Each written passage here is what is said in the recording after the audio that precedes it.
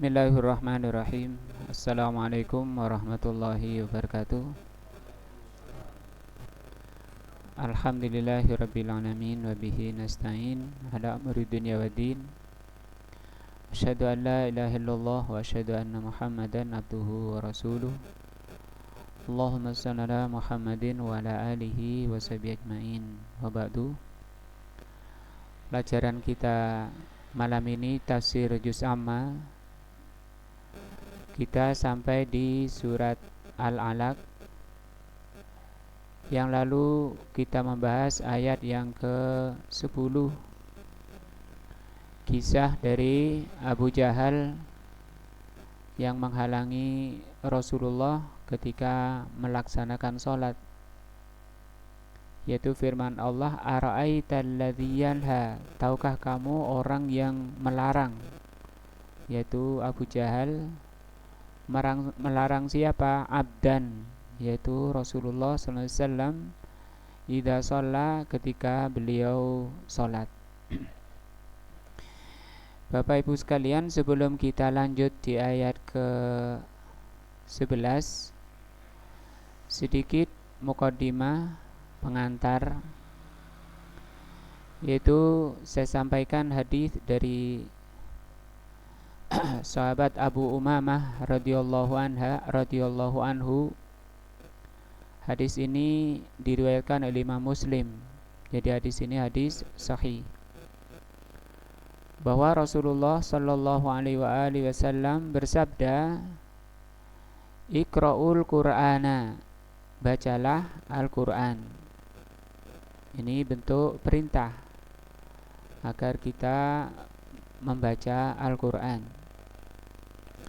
Fa'innahu, karena Al-Qur'an itu, ya'ti yaumal kiamati, akan datang nanti pada hari kiamat, syafi'an, untuk memberi pertolongan, li ashabihi, terhadap sahibul Qur'an.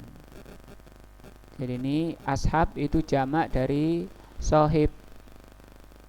Apa artinya sahib? Sahabat, teman dekat.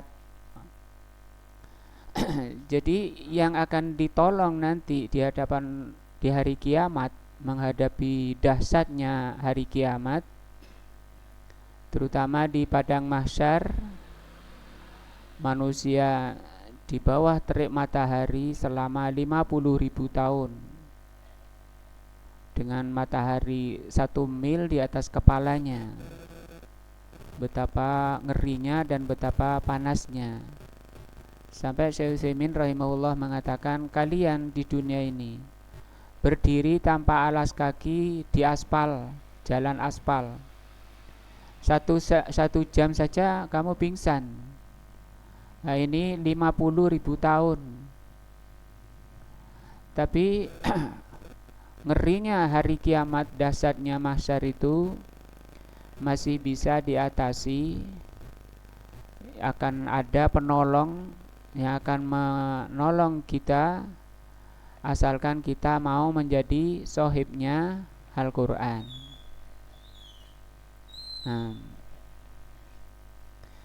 Pada hari itu kata Allah subhanahu wa ta'ala, yauma yafirrul mar'u min akhi. Pada hari kiamat itu yafirru itu lari. Yafirrul mar'u min akhi, seseorang akan lari dari saudaranya. Kenapa lari? Saya ini saudaramu, saudara kandung. Karena saudaranya takut dimintai bantuan, karena semua butuh pertolongan. Yauma yafirrul mar'u min akhi wa ummihi wa abi. Lari dari ibunya dan lari dari bapaknya. Urusannya sudah sendiri-sendiri. Orang yang paling dekat, yang paling diharapkan bisa menolong, itu lari. Angkat tangan tidak bisa menolong. Tetapi kemudian datang penolong, yaitu apa? Al-Quran. Al-Quran ini akan datang untuk memberikan pertolongan oleh Allah diserupakan dengan seseorang yang wajahnya pucat. Wajahnya pucat. Kenapa wajahnya pucat? Kata Abdullah ibnu Mas'ud radhiyallahu anhu, para sahabat Nabi di pagi hari itu wajahnya pucat. Karena para sahabat itu kalau malam jarang tidur, melekan membaca Al-Quran. Bukan game-gamean, tidak ada game waktu itu. Nah, sekarang kan habis waktunya, dikalahkan oleh setan kecil, setan gepeng gitu. Hadis ini mengingatkan pada kita, bolehlah kita melekan sampai di pagi hari pucat, tapi dengan apa? Membaca Al-Quran. Kenapa dia betah melekan, kuat melekan? Untuk menemani temannya. Menemani siapa? Sohibnya.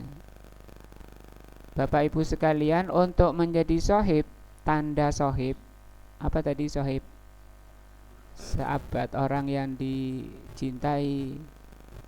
Tandanya sohib itu saling mencintai. Tidak mungkin orang itu berteman dekat dengan musuhnya. Tidak ada. Artinya apa? Hadis ini mengajarkan agar kita berteman dekat dengan apa? Al-Quran. Bagaimana cara berteman dekat? Di hadis ini, di tafsir hadis ini diterangkan membacanya. Jangan sampai kita tidak membaca. Satu, membaca. Maka itu Bapak Ibu sekalian, mulai sekarang yang belum, untuk menjadwal dari 24 jam itu membaca, disempatkan membaca Al-Quran. Agar apa? Menjadi sohibnya Al-Quran. Karena nanti sohib ini akan datang.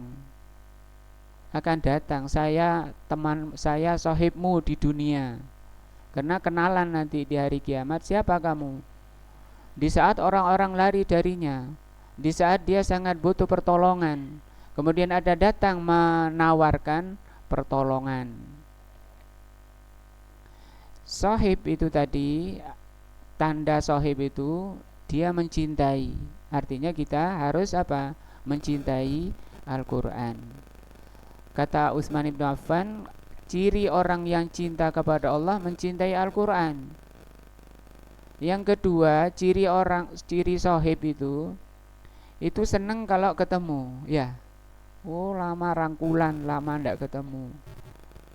Nah, begitu juga orang yang sohib itu, bersahabat itu, kalau bertemu itu gembira. Artinya apa? Lawannya. Kalau nggak bertemu apa? Sedih. Oh, kapan ini? Makanya Rasulullah SAW kalau malam datang itu senang. Rasulullah kalau malam datang senang. Kenapa? Karena sebentar lagi saya akan berdiri menghadap Allah Azza wa Jal, membaca Al-Quran. Karena paling afdolnya membaca Al-Quran itu dalam sholat, ketika sholat. Nah, karena kita tidak hafal, ya dijadwalkan bacanya kapan? Selesai sholat. Nah, jadi muncul kerinduannya di dalam hati, muncul gelisahnya ketika saya tidak membaca Al-Quran. Ini namanya apa? Sohib. Nah, kok kita tenang-tenang gak baca Al-Quran kok tenang, ini gak punya sohib, bahaya. Nah, dari itu Bapak Ibu sekalian, diagendakan, dijadwalkan. Apalagi kalau bisa selesai sholat wajib, selesai sholat fardu, buka Al-Quran walaupun 1 halaman, 1 menit dan seterusnya. Yang penting dia mengunjungi, bersua dengan sohibnya. Iqra yang pertama membaca, ya. Yang kedua mentadaburi. Mentadaburi itu mendalami maknanya. Karena kalau orang itu bisa mendalami maknanya, mengerti apa yang dimaksud oleh Al-Quran, apa kandungannya, apa isinya. Karena di dalam Al-Quran itu ada tiga, ada keimanan, ada hukum, ada sirah. Dia kalau baca Al-Quran, dia tahu apa yang disampaikan oleh Al-Quran. Dia seperti berbicara dengan Al-Quran, berbicara dengan Allah. Ketika membaca Al-Quran seperti dia sedang berbicara dengan Allah. Dengan mengerti maknanya orang semakin cinta, semakin dekat, semakin lengket dengan Al-Quran. Beda kalau nggak ngerti maknanya, nggak ngerti maksudnya. Ya seperti sampean orang Madura, Jawa, sohiban dengan orang Inggris. Ya, orang Inggrisnya minta teh, sampean bawakan weci. Kenapa? Bu ngomong apa iku mau? Gak tahu, gak paham. Tapi kalau mengerti maknanya, ngerti kandungan dari Al-Quran, sebagai buah dari tadabbur, memahaminya, maka dia tahu isinya Al-Quran itu pertama hidayah. Ya, apa hidayah? Petunjuk. Allah Subhanahu wa taala berfirman, "Faman" Allah berfirman, "Qul nahbitu jami'an." Keluarlah kalian semuanya, jin dan iblis dan Adam. Qul nahbitu jami'an. Fa imma ya'tiyannakum minni hudan faman tabi'a hudaya fala khaufun 'alaihim walahum yahzanun. Kalau kalian mengikuti hidayah, mengikuti Al-Quran, aku usir kalian ke dunia, tapi aku sertakan Al-Quran, aku sertakan kitab. Barang siapa yang mengikuti petunjukku, dia tidak akan sedih, tidak akan merasa sedih. Apa lawannya sedih? Bahagia, senang. Kapan orang itu gembira? Kapan orang itu senang? Kapan itu orang tenang jiwanya? Kapan orang itu hidupnya bahagia? Kalau mengikuti hidayah, mengikuti al-huda. Wala khaufun alaihim walahum yahzanun. Dan dia tidak akan khauf. Apa khauf? Takut. Mana baca? Apa bedanya takut sama sedih? Kan di ayatnya, fala khaufun, orang yang mengikuti hidayah, dia tidak takut dan tidak bersedih. Apa bedanya takut sama sedih? Kalau sedih, yahzanun, hazan itu hazan itu pikiran yang menyedihkan hati, sesuatu yang sudah lalu. Kenapa saya berbuat gini dulu? Terutama biasanya dosa-dosa, penyimpangan-penyimpangan, kesalahan-kesalahan yang telah lalu. Itu kata para ulama, kesedihan hati atau hazan itu bisa sampai merusak akal, bahkan bisa menyebabkan orang itu gila dengan mengikuti dengan hazan kalau dituruti.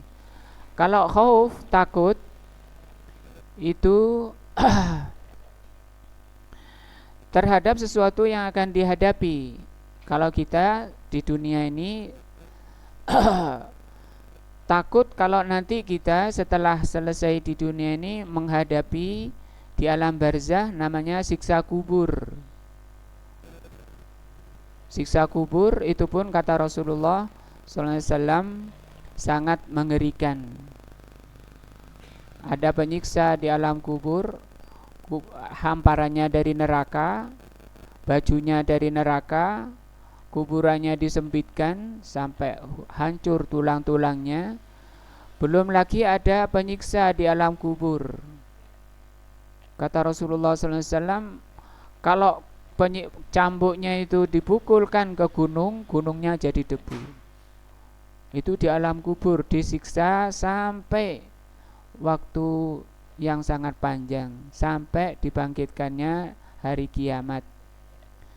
Kemudian nanti di hari mahsyar, di padang mahsyar, dikumpulkan di bawah terik matahari yang demikian dahsyatnya. Kemudian terakhir dimasukkan ke neraka. Itu sesuatu yang mengerikan, yang takut. Tapi itu tidak ada masalah bagi siapa? Orang yang mengikuti hidayah. Faman tabi'a hudaya fala khaufun alaihim walahum yahzanun. Yang kedua kata Allah Subhanahu wa taala, faman tabi'a hudaya fala yadillu wala yasqa. Barang siapa yang mengikuti petunjukku, mengikuti Al-Quran, dia tidak akan tersesat. Fala yadillu. Ibu-ibu gantian ceramahnya, ibu gantian ceramahnya nanti. Sekarang gilirannya Ustadz dulu. Ya, nah jadi Ustadz semua, nanti siapa yang dengar?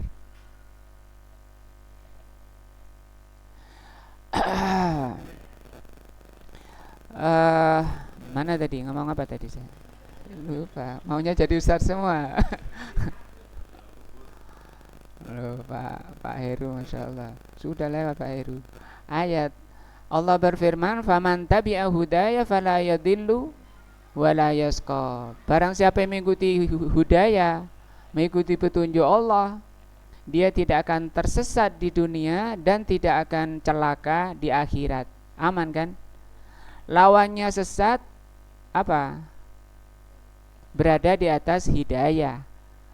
Lawannya yasqa, lawannya siksa, dia berada apa? Di atas kenikmatan. Aman di akhirat, aman di dunia, aman.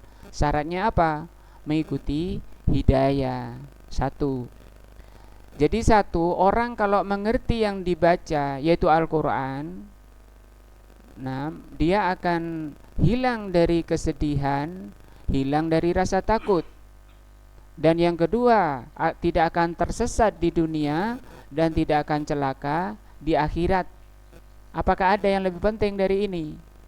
Dari itu Rasulullah menganjurkan di hadis ini, Iqra'ul Qur'ana, bacalah Al-Quran. Karena nanti datang Al-Quran pada hari kiamat syafi'an, untuk menolong li ashabihi, terhadap sahibnya Al-Quran. Saya sekali lagi mengajak Bapak Ibu menjadi apa? Sahib Al-Quran. Dijadwalkan bacanya, difahami maknanya. Ada masalah Ustadz, apa itu? Gak ngerti bahasanya, itu gak ngerti bahasa Arab itu.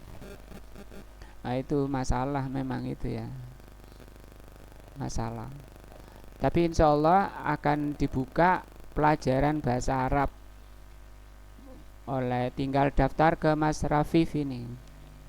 Disiapkan kitabnya, disiapkan waktunya, supaya lebih dekat lagi dengan Al-Quran, supaya nanti Al-Quran benar-benar datang pada hari kiamat untuk memberikan apa? Pertolongan, syafi'an, atau mendapatkan syafaat. Di samping menjadikan hidayah Al-Quran itu bagi orang yang mengerti maknanya, Al-Quran itu menjadi cahaya. Allah Subhanahu wa taala berfirman, "Awaman kana maitan fa ahyainahu wa ja'alna lahu nuran." Apakah orang yang telah mati hatinya, wa ja'alna lahu nuran, dan kami jadikan Al-Qur'an sebagai nur, sebagai cahaya. Jadi Bapak Ibu sekalian, di situ oleh Allah Subhanahu wa taala, orang yang mati hatinya karena tidak ada Al-Qur'an di hatinya, oleh Allah dikatakan apa? Mati. Orang mati. Jadi orang mati yang hakiki adalah orang yang mati hatinya. Dia orang yang mati sebelum mati. Dia telah mengubur dirinya sebelum dikubur. Badannya adalah kuburan yang berjalan, bangkai berjalan. Artinya sebaliknya, orang yang hidup secara hakiki adalah orang yang hidup hatinya. Maka tidak ada gunanya orang matanya melek, telinganya mendengar, ada hatinya, tetapi kemudian tidak dipakai untuk memahami Al-Quran, tidak dipakai untuk mengamalkan Al-Quran. Allah Subhanahu wa taala berfirman dalam surat Al-A'raf ayat 179. Walaqad dzara'na li jahannama katsiran minal jinni wal ins. Sungguh aku akan penuhi jahanam itu dengan kebanyakan jin dan manusia. Kata Imam Ibnu Katsir, jadi kebanyakan jin dan manusia itu di jahanam. Lahum qulubun, mereka sudah kami beri hati, la yafqahuna biha, tetapi tidak mau mempelajari Al-Quran. Lahum a'yunun, mereka punya mata, tapi tidak digunakan melihat kebenaran. Lahum adhanun, mereka punya telinga, tetapi tidak mau mendengarkan ilmu, tidak mau mendengarkan kebenaran. Ulaika kal an'am, mereka itu seperti binatang ternak. Balhum adal, bahkan lebih sesat dari binatang ternak, lebih sesat dari hewan ternak. Padahal matanya ada, telinganya ada, tetapi ketika tidak digunakan memahami Al-Quran, mengamalkan Al-Quran, tidak ada gunanya. Oleh Allah dikatakan apa tadi? Mayit, dikatakan bangkai. Walaupun badannya orang paling sehat, tapi itu kuburan berjalan. Siapa yang mengatakan? Allah Subhanahu wa taala dalam surat Al-An'am 122, awamangkana maitan. Allah dikatakan apa? Mayit. Nah, tapi oleh Allah Subhanahu wa taala, awamangkana maitan fa ahyainahu, apakah orang yang telah mati hatinya kemudian kami hidupkan? Bagaimana Allah menghidupkan? Diberi taufik, diberi kemampuan untuk hadir di majelis ilmu, untuk menghidupkan dirinya. Bagaimana orang yang hidup? Orang yang hidup secara hakiki adalah orang yang hidup hatinya. Saya lanjutkan hadisnya. Iqra'uz Zahrawaini, bacalah Az-Zahrawaini, dua bunga. Dua surat yang oleh Rasul dikatakan surat dua bunga. Biasanya bunga itu harum, indah. Jadi di dalam Al-Quran ada dua surat yang indah dan harum. Apa itu? Al-Baqarah wa surat Ali Imran. Surat Al-Baqarah dan surat Ali Imran. Fa innahuma, karena keduanya, ta'tiyan yaumal kiamati, akan datang pada hari kiamat. Ka'annahuma ghamamatan, keduanya seperti awan. Ghamam itu mendung, seperti mendung. Maka dia datang pada hari kiamat. Al-Quran itu menaungi ashabnya tadi, sahibnya tadi. Mana sahibku dulu saat genting matahari, sehingga dia tidak kepanasan. Saat manusia yang lain yang bukan sahibnya Al-Quran kepanasan, kata Rasulullah, air peluhnya ada yang sampai lututnya, ada yang sampai pusarnya, ada yang sampai pundaknya, ada yang sampai hidungnya. Saking ngerinya, dahsyatnya, saking panasnya.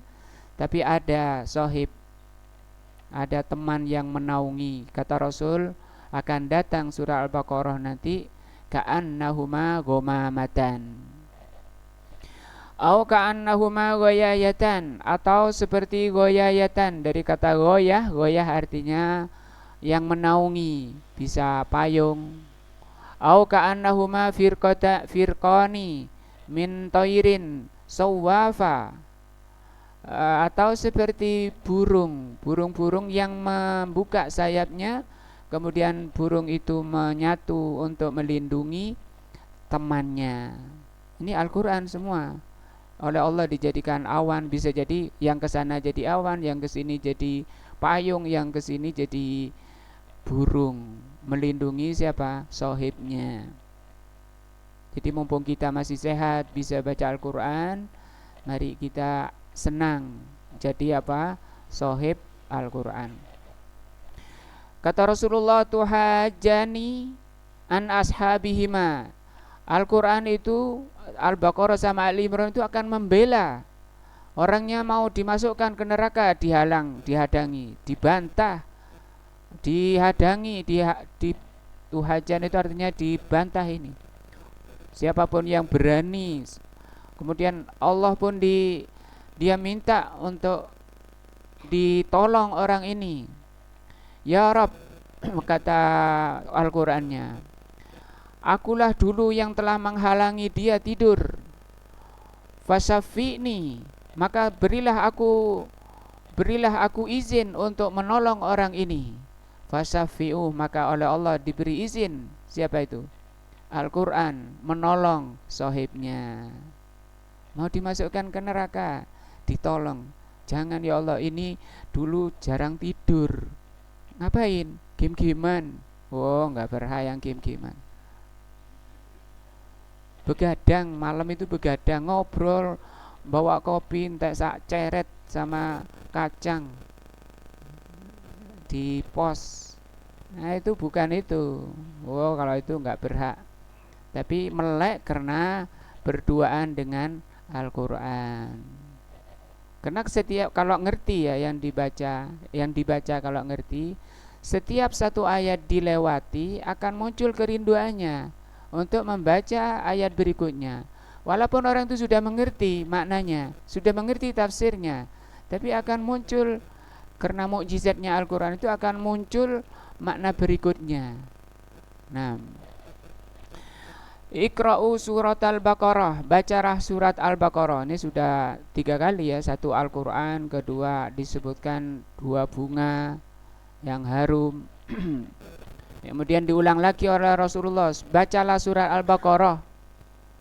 Fa inna ahdaha barokah, karena mengambil Al-Baqarah itu membaca Al-Baqarah itu barokah. Watarokaha hasratun, dan meninggalkan surat Al-Baqarah kerugian. Wala tasti'uha al-batalah, barang siapa membaca Al-Quran tidak akan bisa kena sihir, tidak akan kena santet. Maka kalau orang kena santet, itu sebabnya kurang membaca Al-Quran, karena nanti surah Al-Baqarah akan datang melindungi tukang-tukang sihir di dunia ini. Di dunia pun surah Al-Baqarah itu sudah datang untuk melindungi orang yang membaca surah Al-Baqarah. Bacanya di mana? Di rumah ya. Bacanya di rumah. Belum hadis lain yang mengatakan barang siapa membaca surah Al-Baqarah, setan akan lari dari rumahnya. Tapi setan datang lagi kalau ada musik di rumahnya, atau ada patung, atau ada anjing, atau ada orang yang mabuk, atau ada orang yang durhaka kepada orang tua. Malaikat pergi, setan yang menggantikan. Masing-masing punya bisikan-bisikan. Setan membisikkan kejelekan, malaikat membisikkan kebaikan. Satu hadis ini pengantar ya pelajaran kita tafsir. Satu ayat lagi di surat Shad, Allah Subhanahu wa taala berfirman ayat 52. Kalau tadi di hadis tadi apa pelajarannya? Agar kita menjadi sohib dari Al-Quran. Tidak ada yang bisa jadi sohib. Jangankan Al-Quran, jangankan bapak ibu ya, bapak ibu itu akan lari darinya. Maka yang kita butuhkan adalah Al-Quran yang Pak punya Al-Quran? Punya, itu di atas lemari. Loh kok baru, sampai banyak debunya. Allah Subhanahu wa taala berfirman, bukan Sad ya, surat Asy-Syura. Kita baca bersama surat Surah ayat 52. Allah berfirman, wa kadzalika auhayna ilaika ruhan min amrina. Demikian juga kata Allah, kami wahyukan Ini Allah yang mewahyukan kepadamu Muhammad ruh. Ruh di sini apa? Al-Quran. Kalau kita baca, karena yang diwahyukan oleh Allah kepada beliau Rasulullah itu Al-Quran. Jadi Al-Quran ini oleh Allah dimenamakan apa? Ruh. Maka Al-Imam Ibnul Qayyim rahimahullah menjelaskan di dalam kitabnya Madarijus Salikin bahwa manusia ini terdiri dari dua unsur, yaitu jasad dan ruh, badan dan hati. Keduanya ini mempunyai kesamaan sifat persis. Maksudnya apa? Sebagaimana badan itu lapar dan haus, demikian juga hati bisa lapar dan bisa haus. Sebagaimana badan itu butuh makan dan minum, demikian juga hati itu butuh makan dan minum. Sebagaimana badan itu bisa sakit kalau kurang makan dan minum, maka demikian juga hati bisa sakit kalau kurang makan dan minum. Demikian juga badan bisa mati kalau tidak makan dan minum. Demikian juga hati bisa mati kalau tidak makan dan minum. Maka badan manusia ada tiga, ada badan sehat, ada badan sakit, ada badan mati. Demikian juga hati, ada hati yang sehat, ada hati yang sakit, ada hati yang mati. Kapan badan sehat? Ya ketika dijaga. Kebanyakan manusia perhatiannya itu hanya pada badannya, kurang perhatiannya kepada hatinya. Kalau lapar bingung, sampai istrinya dibentak-bentak, gimana saya ini capek bekerja seharian, belum masak, HP-an saja, kata ngamuk, lapar. Kenapa? Badannya sedang lapar. Mana tehnya? Belum bikin. Nah. Tapi kalau hatinya sakit, gak makan, haus, apa siapa yang mau dimarahi?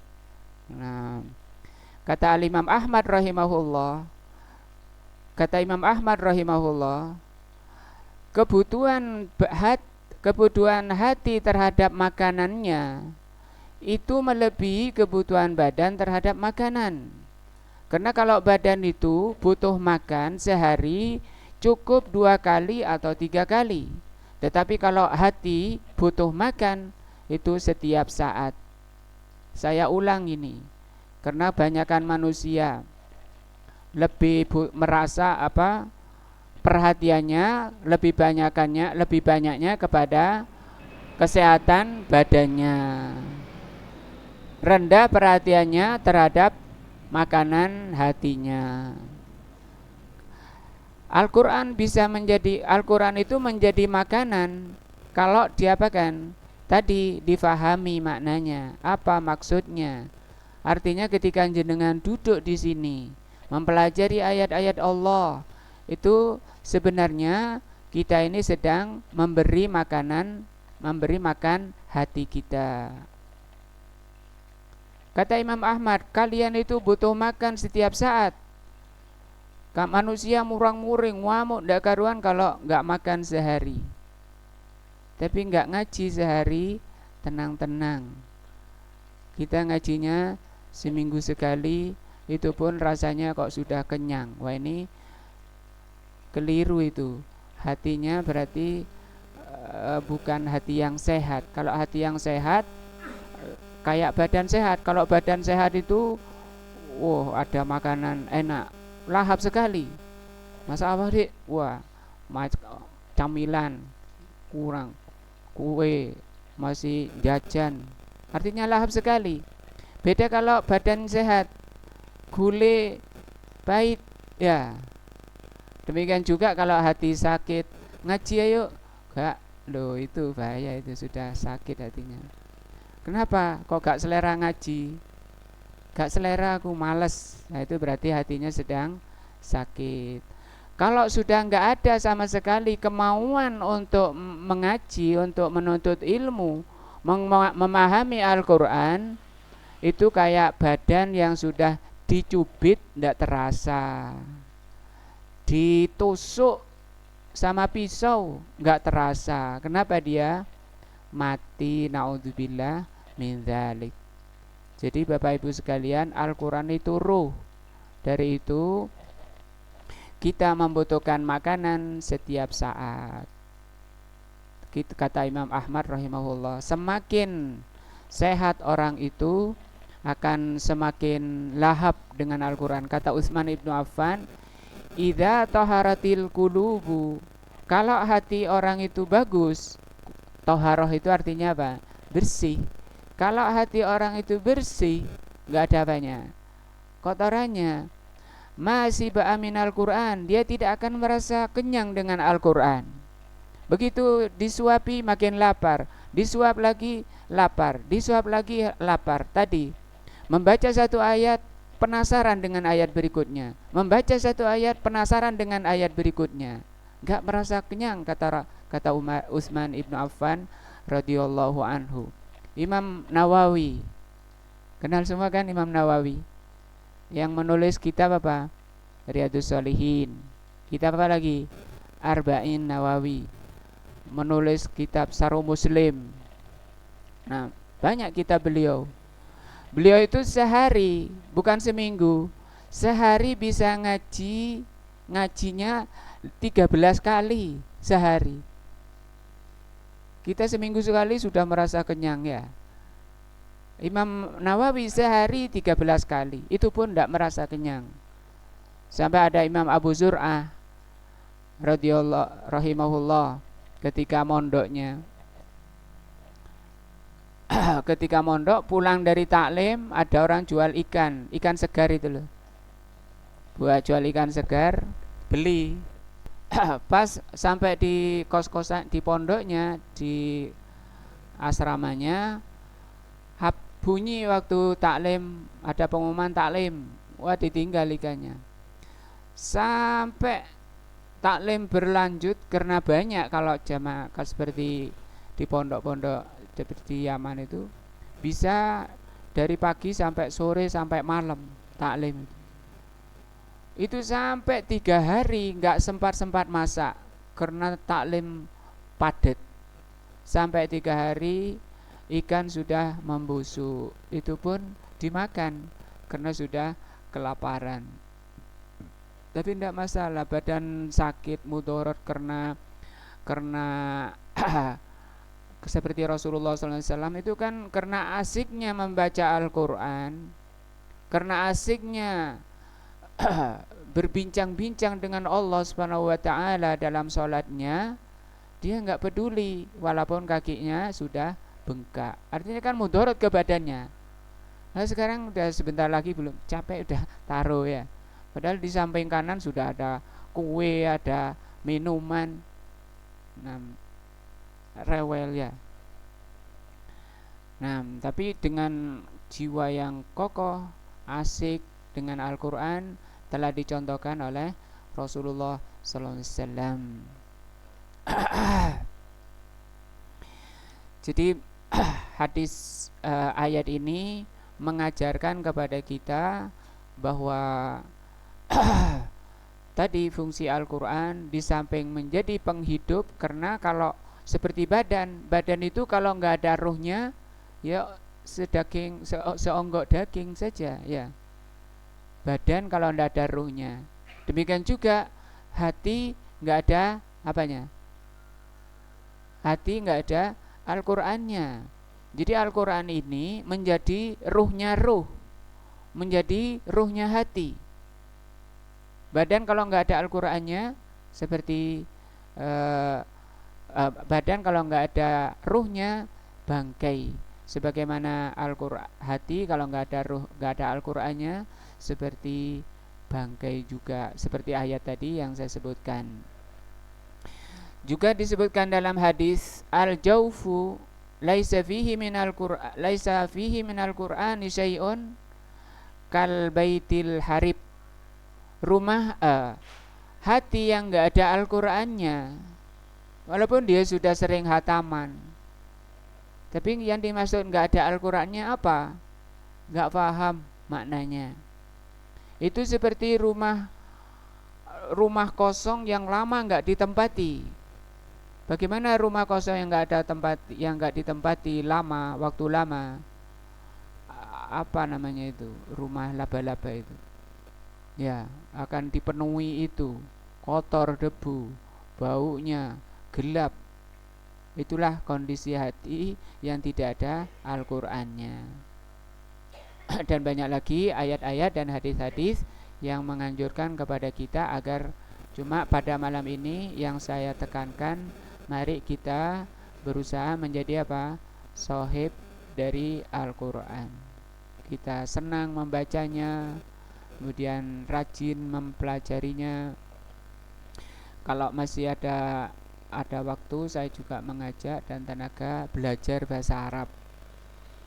Tidak ada tidak ada telatnya, tidak ada kadaluarsanya, tidak ada terlambatnya untuk belajar.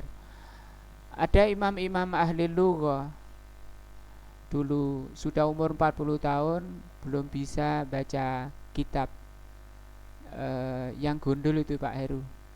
Oh ya, kitab gundul. Itu dia mulai semangat belajar, gak iso-iso. Sampai pulang sudah putus asa. Di perjalanan pulang, dia oleh Allah SWT ditampakkan semut kecil, kan, semut. Dia mau ngangkat makanan yang jauh berlipat-lipat besarnya dari badannya, mau diangkat, mau dibawa ke markasnya, gak bisa. Terus semut ini dilihat saja oleh imam ini, dilihat saja. Qadarullah, semut ini dengan kesabarannya, ketelatenannya, gak putus asa, oleh Allah semut ini bisa mengangkat benda yang lebih besar dari badannya. Di situ beliau ngambil pelajaran. Loh, ini semut loh. Apa bedanya dengan saya? Saya diberi akal, dia tidak punya akal. Tapi dia sabar dan telaten, balik. Sampai beliau sukses betul menjadi, saya bertekad untuk menguasai bahasa Arab sampai tidak ada yang bisa mengungguli saya. Dan beliau karena semangatnya tadi betul-betul ahli sampai menjadi imam di dalam bahasa Arab, dan beliau menulis kitab namanya Alkitab. Jadi kalau ada kitab judulnya itu apa? Alkitab. Mempelajari tentang ilmu nahwu, ilmu bahasa Arab. Maka ulama-ulama bahasa Arab yang menulis setelahnya itu tidak akan keluar dari Alkitab ini. Mesti sudah terbahas di sana, saking alimnya dari sisi bahasa Arab. Maka saya bacakan ayat. Allah Subhanahu wa taala berfirman, alladzina jahadu fina. Ini apa, Pak? Alladzina jahadu fina lanahdiyannahum subulana. Yang bersungguh-sungguh di jalan kami akan berikan hidayah, diberikan petunjuk. Cuma yang bahasa Arab itu, kata para ulama, cukup memusingkan. Nah, seperti gunung yang terjal, banyak semak, banyak belukar, banyak duri. Kebanyakan orang mundur, nggak mau naik.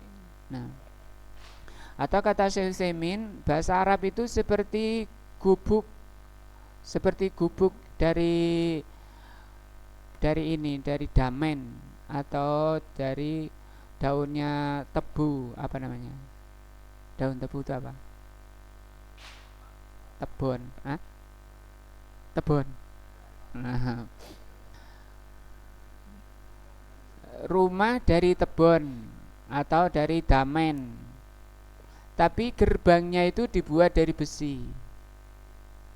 Orang lihat gerbangnya kok besi ini, wah, Padahal kalau besinya sudah dilewati, nah itu belakangnya sudah enteng sekali. Jadi Bapak kalau siap dengan semangat yang tinggi, mohon berdoa kepada Allah, tinggal daftar ke Mas Rafif ini. Nanti sama saya belajar bahasa Arab, monggo dari mana sampai bisa. Nah, kalau ini kan saya bacakan yang sudah ada miring-miringnya ini ya, ada harokatnya. Kalau ini udah nggak perlu belajar bahasa Arab. Itu sedikit pengantar. Oh, kok pengantarnya sampai Isa ini. Jadi ini gimana ini? Nah ini satu ayat saya bacakan. Oh sudah adzan dulu ya. Saya lanjutkan sedikit. Dari pengantar tadi telah kita baca dalil-dalil bahwa kebahagiaan dunia, ketenangan dunia disebutkan oleh Allah, oleh para ulama seperti Syekhul Islam Ibn Taimiyah, bahwa itu merupakan surga dunia. Jadi surga dunia itu berupa apa? Ketenangan hati, kebahagiaan hati. Dan tentu semua orang memang itu inginnya. Bahkan setiap orang menginginkan bahagia dunia dan akhirat.